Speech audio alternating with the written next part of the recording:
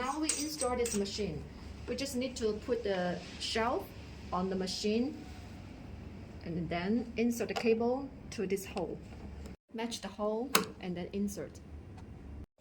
Okay, there are total 3 pieces for the replace heads.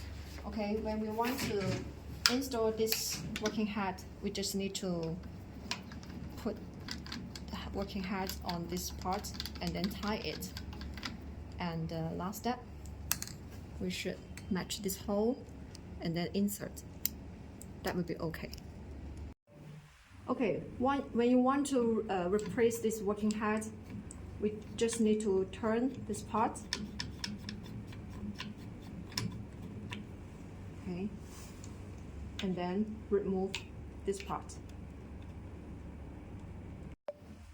And then remove this part. Okay, next step, we will install this new working head.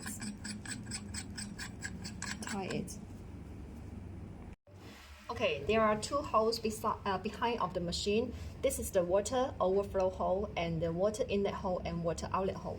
When we want to inject the water to this machine, we have to insert two tubes on this machine. First, we have to insert the water cup to the water inlet hole. Okay. And another tube we should insert to the water overflow hole. Then the water inside is full, it will come out from this hole. Okay, water will come out from this hole. Okay, when you want to release the water inside, we also insert 2 holes. One is the water outlet hole and the water overflow hole. Then the water will come out. Okay, this is the foot switch installation. We just need to match the hole inside. Match the hole inside and then, okay, and then press.